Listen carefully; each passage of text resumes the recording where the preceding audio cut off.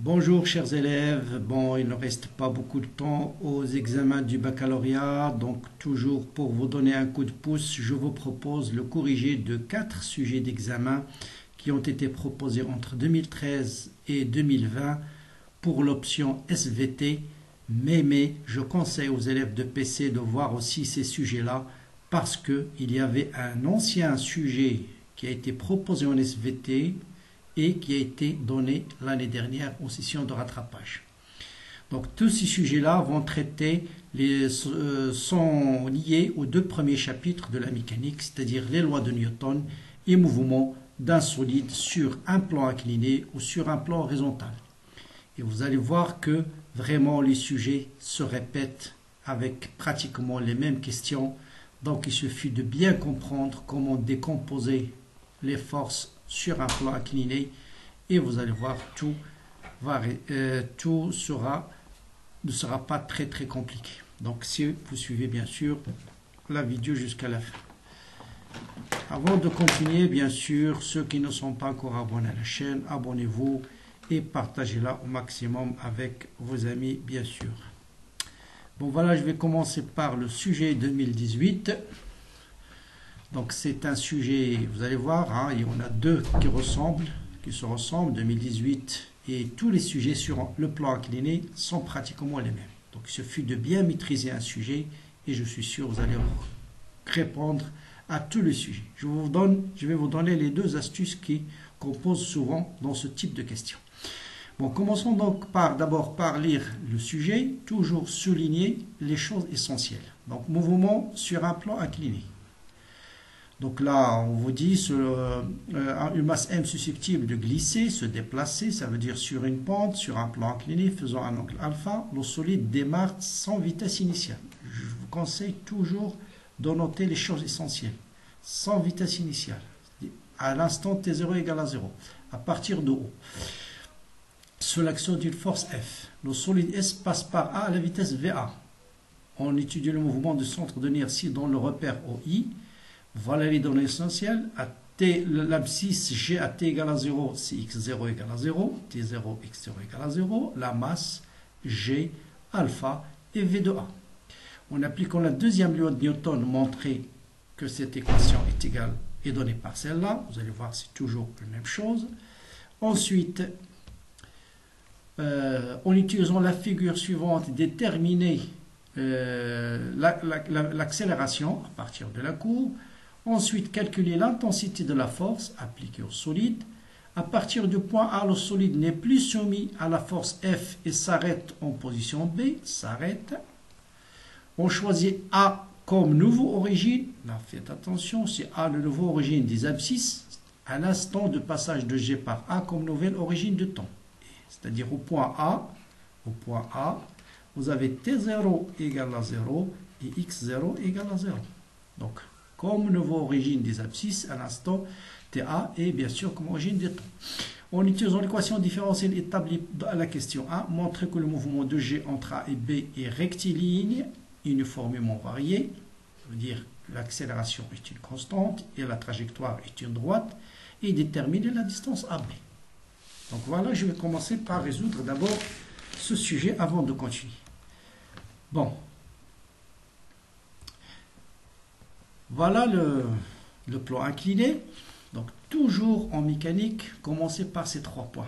Toujours. Quel est le système étudié? C'est le solide S. Quelles sont les forces appliquées? Lisez bien l'énoncé. Il y a toujours le poids. Si on vous dit on ne néglige pas le poids il existe toujours. La réaction du plan incliné, s'il n'y a pas de frottement, elle est perpendiculaire. C'est le cas, il n'y a pas de frottement. Donc la réaction, elle est perpendiculaire au plan, à un mot dia. Et la force motrice F, c'est la force qui tire le solide vers le haut. Sinon, s'il n'y a pas de force motrice, l'objet ne peut pas remonter un plan incliné. Troisième point, notez toujours les conditions initiales. C'est-à-dire à t égale à 0, c'est quoi la vitesse? Donc on vous dit V0 égale à 0, X0 égale à 0. Deuxième point, je vous conseille, avant de commencer quoi que ce soit, il faut bien comprendre quelle est la projection de chaque force sur l'axe OX. Là, on vous donne juste un axe OX. Bon, j'ai ajouté moi ça Y, mais je peux vous donner la projection sur les deux. Donc, Si vous prenez le poids P, quelle est sa projection sur l'axe des X? C'est cette, voilà. L'isqat P sur l'axe EX, c'est cette quantité-là. C'est l'angle qui est ici, c'est toujours l'angle là perpendiculaire et le poids, c'est le même alpha. Donc là, côté opposé. Hein? Côté opposé, donc c'est sinus. Donc, mais dans le sens inverse à X, donc c'est moins P sinus alpha suivant I. Bon, j'ai ajouté la projection suivant Y, on ne va pas l'utiliser. Cette quantité, c'est le côté adjacent, c'est cosinus. Donc moins P cosinus alpha suivant J. Ça, il faut bien le comprendre. C'est la base de tout. Donc la projection de P à côté opposé, sinus, et côté adjacent, le cosinus. Mais les deux sont opposés à l'axe, si j'appelle ça l'axe Y, et j'introduis l'axe J, ça vous ne l'allez pas utiliser. Mais on va utiliser juste l'axe X. Donc vous utilisez juste Px, pour vous, ça suffit d'écrire P de X égale à quoi? C'est-à-dire la projection du poids sur l'axe des X, c'est cette quantité, côté opposé à alpha, il est opposé à X, donc c'est moins P sinus alpha. C'est tout ce que vous avez besoin. Voilà. Et bien sûr, la réaction, Rx égale à quoi? La projection de R sur l'axe des X, c'est 0 parce qu'il est perpendiculaire. Et la projection de F, c'est Coulomb plus F. La force totale, elle est sur l'axe des X. Voilà. Bien, pour montrer cette expression, vous allez voir, il suffit d'écrire la deuxième loi de Newton et de la projeter sur l'axe des X. L'isqat sur l'axe des X. C'est ce qu'on va faire. Voilà, la deuxième loi de Newton, qu'est-ce qu'il nous dit? R plus F plus P, je mets toutes les forces, est égal à la masse fois l'accélération. Donc, projection sur OX, projection isqat sur OX, R, on a dit c'est 0, F, c'est la projection F, P, on a dit c'est moins P, c'est-à-dire moins mg fois sinus alpha, est égal à AX. Voilà. Donc, c'est l'équation qu'on me demande. Vous voyez, AX, c'est d carré de x sur dt carré, donc qui est égal à MAX, pardon. M, la somme des forces, c'est M fois gamma. Donc, il manque ici M. Bon, je fais ça en direct avec vous. M fois AX, qui est égal à M, d carré de x sur dt carré. Donc, on a la relation. Donc, on divise par F, on trouve ce qu'on nous demande. Donc, d carré de x sur dt carré, on va tout diviser par m, f sur m égale f sur m moins g sinus alpha. C'est ce qu'on nous demande de démontrer. Voilà la première relation. Deuxième question, déterminer la valeur de l'accélération. Souvent, pour déterminer la valeur de l'accélération, soit on vous donne la vitesse en fonction du temps, soit on vous donne les forces et vous allez calculer directement l'accélération. Ici, on nous donne la courbe V en fonction de T. Or, là, vous voyez bien que A, ici A, c'est l'accélération, c'est une constante. Ça, c'est AX. AX est égal à ça. Donc, on a AX est égal à une constante. Donc, V de X est égal à A de X fois T plus V0. Et comme V0 est égal à 0, donc V, c'est A de X fois T. C'est-à-dire A de X, c'est la pente de la courbe V en fonction du temps. Moi, mais le mot J, le V en fonction du temps. Pour déterminer la pente, vous voyez bien, il faut choisir le point le plus simple, c'est celui-là, où je peux lire facilement les coordonnées. C'est difficile de lire, c'est difficile. Là aussi, c'est difficile. Là, c'est difficile. Mais là, ça tombe sur un point qui est facile, 0,4, 0,8, 1. Là, vous avez 0,5. 1,5. Donc A de X, et c'est delta de V sur delta de T. Donc ça vous donne 1,5 divisé par 1 qui est égal à 1,5 mètres seconde moins 2. Faites bien attention aux unités. Bien. Question suivante. Bon, c'est tout. Voilà, je crois que c'est tout qu'on a comme question. Vous voyez bien. Sinon, il y a d'autres questions. Calculer. Déterminer, qu'est-ce qu'on a déterminé? On a appliqué, voilà, déterminer graphiquement la valeur déterminer la valeur de l'accélération, c'est fait. calculer l'intensité de la force. Maintenant, deuxièmement, on va calculer l'intensité de la force. Pour calculer l'intensité de la force, qu'est-ce que j'ai? On vient de déterminer A, d'accord, qui est égal à 1,5. A égale à 1,5 mètres seconde moins 2. Or, première question, on a montré que A est égal à F sur M moins G sinus alpha. Je connais la masse, je connais alpha. Donc, je vais utiliser cette relation-là. Donc, G sinus alpha, je le ramène de l'autre côté. Il va devenir A plus G sinus alpha est égal à F sur M. Et donc, ce qui implique F est égal, tout ça fois M, M facteur de A plus G sinus alpha. Application numérique, F est égal, la masse c'est combien? La masse c'est 0,1 kg, facteur de l'accélération c'est 1,5, G c'est 10, sinus 30 c'est 1,5. Donc 10 divisé par 2 c'est plus 5. Et donc ça vous donne 5,5 fois 0,1, ça veut dire 0,55 newton. Donc voilà pour la question calcul de F. Bon, question suivante. Qu'est-ce qu'on nous dit? Question suivante, on nous dit qu'à partir de la position A, le solide n'est plus soumis à la force F et s'arrête au point B. On choisit A comme origine des abscisses et l'instant de passage comme origine des dates. En utilisant l'équation différentielle de la question 1, montrer que G entre A et B, le mouvement est rectiligne uniforme, moment varié. Donc voilà, on nous dit à partir du point A qu'on vous allez prendre comme nouveau origine du temps et nouveau origine de l'espace, c'est-à-dire x0 égale à 0 et t0 égale à 0 au point A. À partir du point A, le solide n'est plus soumis à cette force, il n'y a que la réaction et le poids, il va s'arrêter au point B. Et on nous dit montrer que le mouvement est rectiligne uniformément varié. Et on va utiliser l'équation 1 qu'on a déjà montrée. Or, à partir de A, F égale à 0. Si F égale à 0, ça veut dire entre A et B, l'accélération c'est moins G sinus alpha. G c'est 10, sinus 30 c'est 1,5, donc est égal à moins 5 mètres seconde moins 2. Donc, l'accélération est égale à une constante. Et la trajectoire est une droite. La trajectoire, le masar mustaqimi, projection droite. Donc, mouvement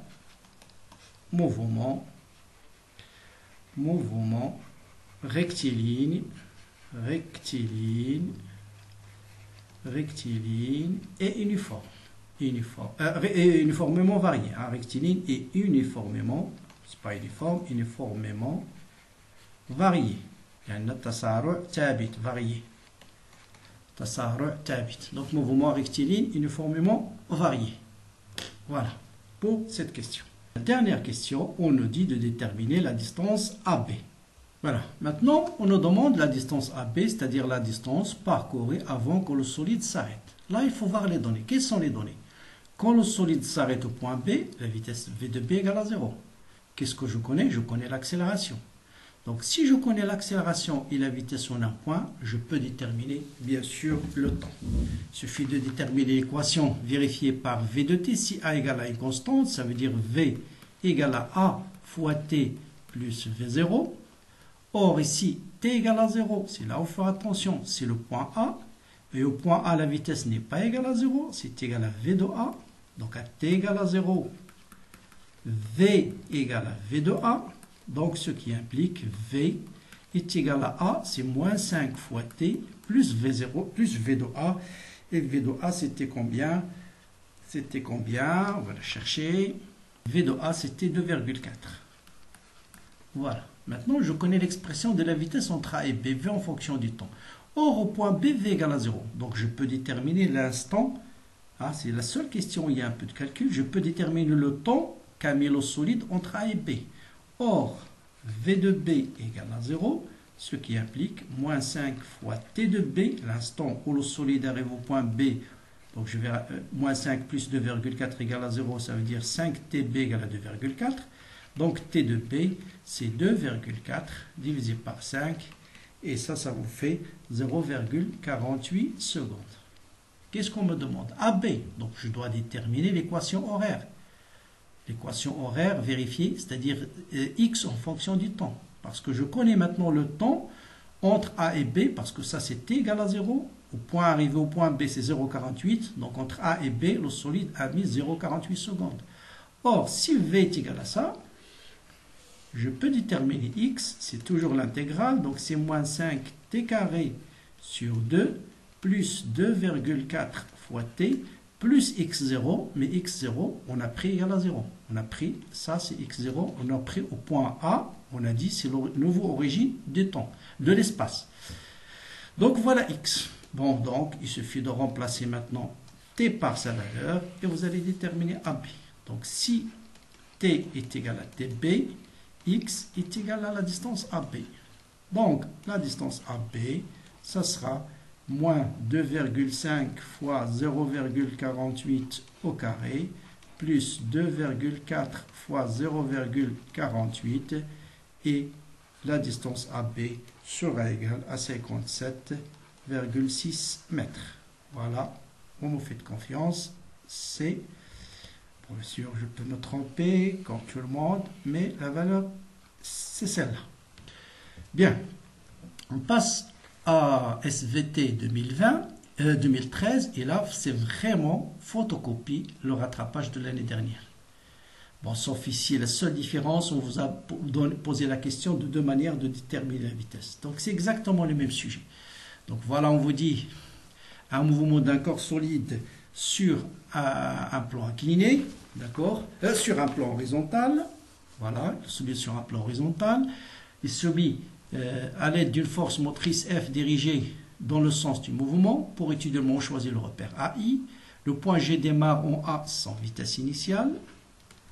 On vous donne V de B. La seule différence avec 2020, on vous a donné une courbe pour déterminer V de B. Mais c'est exactement les mêmes questions.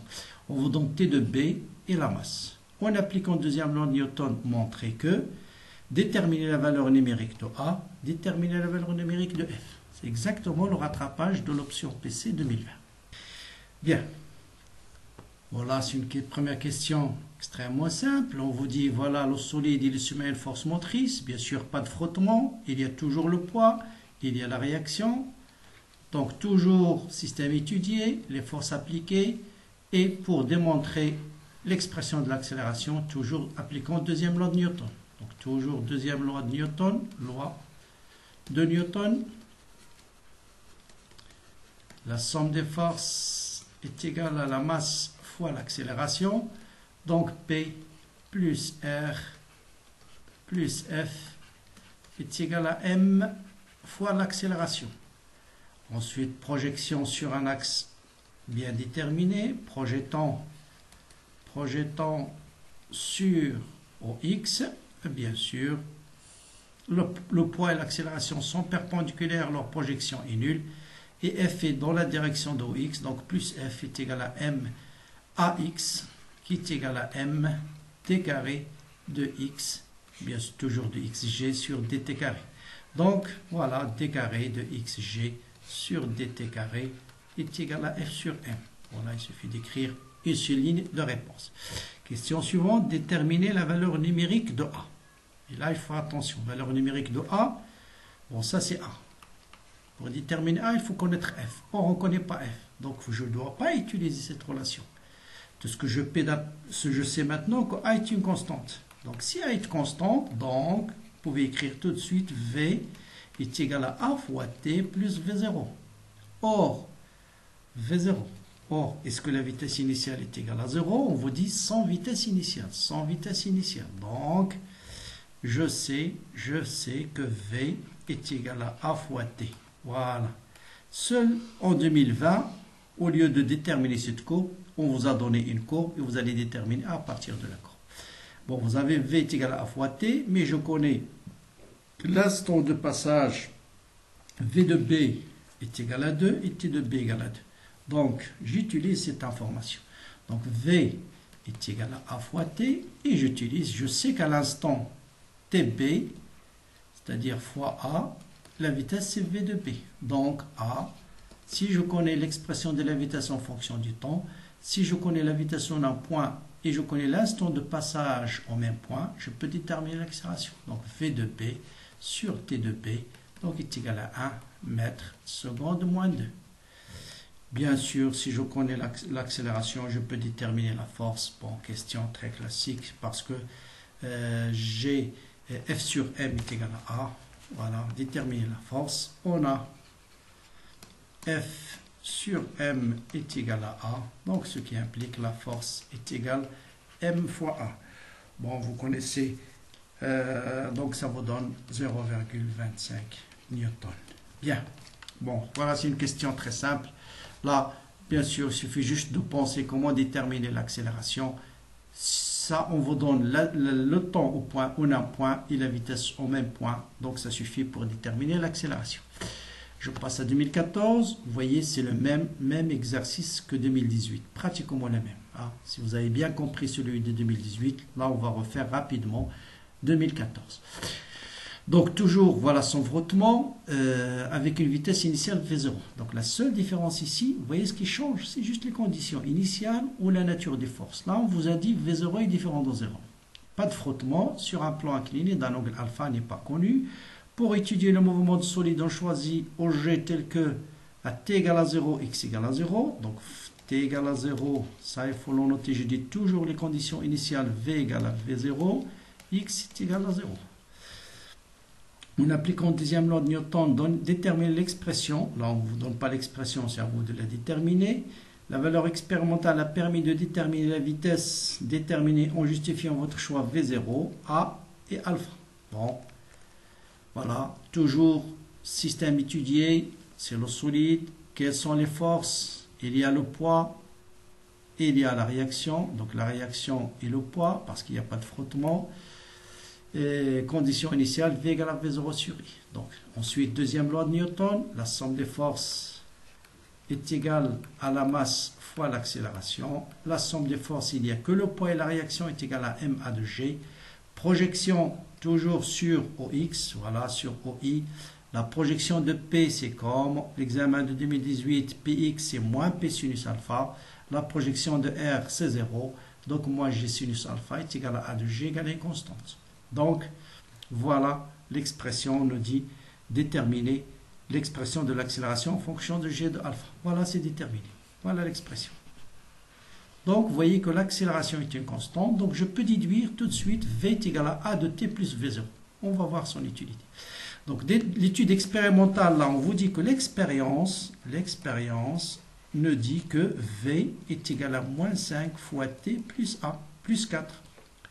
Or, je sais que A de G égale à moins G sinus alpha. Donc, si je connais A de G, bien sûr, c'est D de V sur D de T.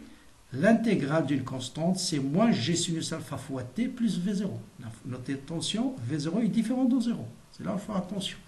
Maintenant, l'expérience nous donne ça. Il faut comparer juste la valeur de l'expérience et la valeur que vous avez démontrée, moins 5 fois T plus 4. Et vous allez déduire V0. Donc, V0, c'est 4. Et G sinus alpha, c'est 5. Voilà. Donc, V0, c'est 4. Et l'accélération, c'est G sinus alpha est égal à 5. Voilà, je connais tout. Et puis, je connais que G sinus alpha est égal à 5. Donc, je peux déterminer sinus alpha. C'est 5 sur 10, c'est 0,5. Donc, alpha égale à 30. Voilà, très facile. Je passe à 2017. Cette fois-ci, relativement, mais c'est pratiquement la même chose. Peut-être un peu difficile. Toujours sur un plan horizontal. Solide de masse 0,5. Sans frottement. Avec frottement, pardon. Voilà, il glisse avec frottement. On modélise la force de frottement par une force perpendiculaire à la trajectoire. Pour étudier le solide, on a toujours le repère. Vous voyez, toujours les forces. Quel est le repère d'étude? Comme je dis toujours, repère d'étude. Et bien projeté. Et les conditions initiales. Voilà les trois choses de base de la mécanique. La somme des forces appliquées. C'est quoi le repère d'étude? Quelles sont les conditions initiales? Donc le solide S, donc les conditions initiales. Le solide S se met dans ce mouvement, vous avez une force motrice horizontale ayant le sens du mouvement. Voilà, on choisit l'instant de départ à partir de O sans vitesse initiale comme origine du temps. Donc ça veut dire à t égale à 0, vous avez V0 égale à 0, x est égal à 0. Ça c'est très important de le noter aussi. En appliquant le deuxième Newton, on montre que la force est égale à ça, l'accélération est égale à ça. Vous voyez, c'est à peu près la même question. Le solide S arrive, là aussi on vous donne T de A Et V de A détermine l'accélération. Vous voyez, c'est pratiquement la même question que tout à l'heure. La force s'annule, donc toujours la même chose. On dirait que les gens qui posent ces sujets-là ne savent que ce type de sujet-là. Franchement, c'est photocopie. Hein. Là, le solide S continue son mouvement et s'arrête au point B. On choisit l'instant de passage par A comme nouvelle origine du temps, comme tout à l'heure. Le solide comme origine des dates. Hein, T0 égale à 0, mais rien sur l'espace. Le solide s'arrête en B avec, on va dans T de B. Montrer que la valeur algébrique de l'accélération est égale à moins 2. Déduire la force de frottement et déduire la force motrice. Bon, c'est pratiquement le même type de question. Donc, c'est pourquoi on va aller plus rapide. Donc, toujours le solide, c'est S. Les forces appliquées, vous avez la force de frottement, petit f, la force motrice, la réaction normale et le poids. Donc, la projection sur OI, Rn et P, leur projection est nulle. Vous avez F, c'est dans le sens, c'est plus F. Le frottement dans le sens inverse, moins F est égal à MAX. Et donc, M d carré de X sur dt carré. Donc, vous voyez bien que d carré de X sur dt carré, c'est grand F moins F sur petit f, comme tout à l'heure. La valeur de l'accélération, là aussi, je ne peux pas le calculer parce que je ne connais pas F, je ne connais pas petit f. Mais, je connais l'instant de passage au point A et je connais la vitesse au point A. Donc, je dois déterminer l'expression de la vitesse en fonction du temps d'abord. Donc, VA est égal à une constante. Donc, c'est égal à A égale à une constante. Donc, V est égal à A fois T plus V0. Or, V0 égale à 0. C'est pourquoi je vous ai dit toujours de noter les conditions initiales. Donc, V égale à A de T. Donc, si je connais la vitesse à l'instant T, je peux déterminer l'accélération. Or, on me donne au point A, à t égale à 2 secondes, la vitesse est 5. Donc A, c'est V de A sur T de A, c'est 5 sur 2, c'est 2,5 mètres seconde moins 2. Vous voyez, c'est le même type de question. On vous donne l'expression de l'accélération. Donc, il faut déterminer l'expression de la vitesse en fonction du temps. On vous donne l'instant de passage en un point et la vitesse en sous-point. Ça permet de déterminer la pente de la vitesse qui est en fait l'accélération. Question suivante. On nous dit au point A, F égale à 0, comme tout à l'heure, à partir de A, on va annuler la force motrice. Donc le solide n'est soumis qu'à la force de frottement, parce que le poids et la réaction s'annulent. Et on vous dit, bien sûr, au point B, s'arrête. Donc V de B égale à 0, et on vous donne l'instant d'arriver au point B qui est 2,5 secondes, à partir du point A, qui est pris comme origine du temps.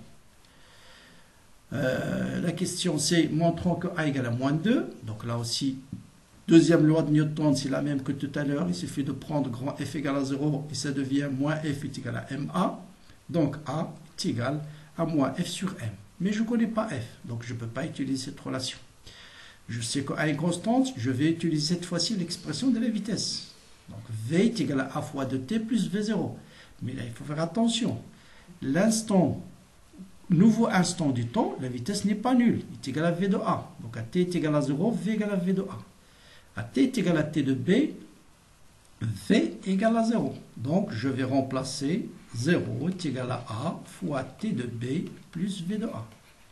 Et donc je peux déterminer A fois T de B est égal à moins V de A. Donc A est égal à moins V de A sur T de B. V de A c'est combien? V de A, on va la chercher. V de A, elle est où? V de A, elle est 5 mètres par seconde. Donc V de A, c'est 5 mètres, c'est moins 5. Et sur T de B, c'est combien? 2,5. Et donc, ça vous donne effectivement moins 2 mètres seconde moins 2. Voilà, on trouve la valeur qu'on nous donne. Donc, c'est comme tout à l'heure. Hein? Question suivante. On nous demande de déterminer petit f. Bon, là, je connais A égale à moins f sur petit m. Je viens de déterminer A. Donc, vous voyez, je vous conseille là aussi, si vous êtes bloqué, par exemple, sur cette question, imaginons que vous êtes bloqué sur cette question, il ne faut pas s'arrêter. Parce qu'on vous demande de montrer que A égale à moins 2. Donc, je peux continuer. Si vous avez montré que A égale à moins f sur m, vous connaissez A, vous pouvez calculer f. Donc, f est égal à moins A fois m. Donc, ce sera 2m. Et donc, m, c'est 0,4. Donc, ça vous donne 0,8 newton. Déterminer la nouvelle force grand F. Là, je reviens à la question entre A et B, entre O et A. On avait montré que A est égal à grand F moins petit f sur M. Et on avait calculé l'accélération entre O et A, c'est 2,5. J'ai déterminé F, je connais petit m. Donc F moins F égale à 2,5 fois petit m. Donc F égale à 2,5 fois petit m plus petit f. Tout calcul fait vous donne F égale 1,8 Newton. Voilà, donc à très bientôt pour la suite. À bientôt. Toujours, n'oubliez pas, abonnez-vous à la chaîne, likez-la et partagez, surtout, partagez avec vos amis pour que eux aussi en profitent de cet effort. Bon courage, bonne chance et à bientôt.